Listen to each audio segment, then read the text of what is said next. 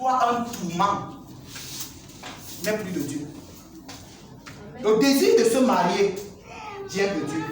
Mais si ça devient pour toi un tourment, au point où tu ne dors plus, ça te canalise, ce n'est plus de Dieu. Ce que tu dois faire, c'est de geler, de reculer un peu et prendre du temps. Sinon, si tu prends des décisions dans ce tourment-là, toutes les décisions que tu prendras seront basées sur des mauvaises, auront des fondations mauvaises. Auront des fondations mauvaises. On ne prend pas des décisions sur les tourments. Comme le premier arrivé, n'importe qui tu vas prendre. Un jour, je suis parti voir mon papa, je lui ai dit, bon, je sens que le temps est arrivé pour moi de me marier. Je lui ai dit ça, et puis je lui ai dit ça encore, et puis je lui ai dit ça. Il m'a regardé, et il m'a dit, calme-toi. Si tu ne te calmes pas, tu risques de prendre du n'importe quoi. Alors calme-toi. Amen. Quand il m'a dit ça, il lui a regardé comme ça, je n'avais jamais entendu ce mot-là.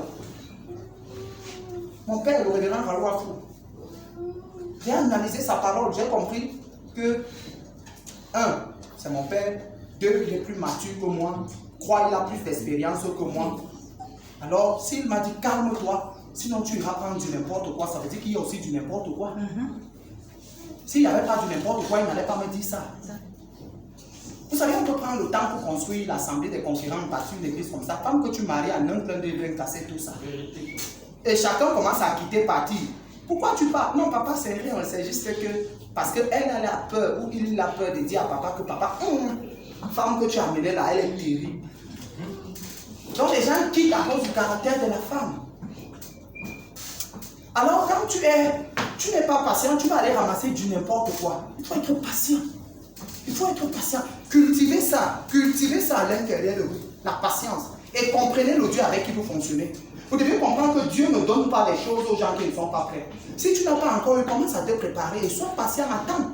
Quand quelqu'un se marie à côté de toi, ne sois pas jaloux ou ne sois pas jalouse. Participe. Parce que la grâce te provoque. Quand Dieu fait déjà quelque chose, on suit le mouvement de Dieu. Si Dieu bénit, tu constates que Dieu commence à bénir un homme. Ne le critique pas. Oh, ne faites pas ça. Ne le jalousez pas. La jalousie et les critiques éloignent la bénédiction de toi. Quand tu constates que Dieu commence à faire quelque chose dans la vie de Carole, amen, apprécie, soutiens-la. Amen. Soutiens le vent de Dieu. Suis le vent de Dieu. Suis la main de Dieu. Amen. Participe. Si elle fait son mariage, participe. Connecte-toi à cette grâce. Ne critique pas. Ne fais pas des palabres dans ça. Amen. Est-ce que quelqu'un me comprend? Danse avec la personne. Saute avec la personne. Si tu sens que Dieu commence à élever quelqu'un à un certain niveau financier, apprécie. Ne jalouse pas. Apprécie. Il ne va pas demander son argent. Demande-lui des conseils. Parce que toute personne qui réussit dans un domaine a quelque chose qu'il a compris que toi tu n'as pas encore compris. Alors il faut lui demander. Quelqu'un qui réussit dans le ministère et que toi tu n'as pas encore réussi dans le ministère, c'est juste une question de temps. Mais maintenant ton attitude dépend si le temps sera prolongé ou pas. Va vers lui, pose-lui des questions humblement. Amen. Quand tu vois quelqu'un réussir dans un domaine où toi tu veux aussi excéder, la Bible dit quoi? La Bible dit, ne parle pas mal du riche. Même dans ta chambre, car les oiseaux prendront tes paroles et y ramèneront. Amen. Ne critique pas le riche. Aime-le. Si tu as la grâce de rencontrer le riche et d'avoir riche pour ton ami, ne sois pas mis avec lui pour son argent, sinon tu n'auras pas, tu seras pauvre et c'est la mentalité de pauvreté. Connecte-toi au riche et pose-lui des questions sur comment il fait. Les riches deviennent aigris et orgueilleux parce que les pauvres passent leur temps à leur demander l'argent. Quelqu'un est mort chez toi, tu cours lui demander l'argent. Tu as marié, tu cours lui demander l'argent. Tout ce qu'il y a, tu cours lui demander. Mais tu te diminues, tu te vois comme un enfant. Amen. Mais si tu y vas vers lui, tu lui dis tout. Ça se passe comment? Comment ça se passe? Tu l'apprécies.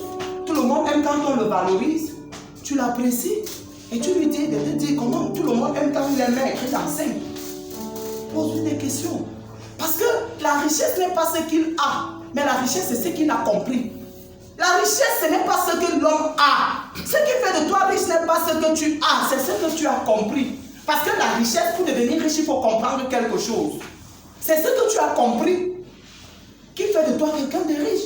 Je vous ai dit ici que prends l'homme le plus riche d'Afrique, Alino Dangote, mets-le dans le pays le plus pauvre d'Afrique, par exemple le Burundi ou le Tchad, dépouille-le de tout ce qu'il a, comme bien, voiture, comme bancaire, tout, qu'il reste seulement comme ça.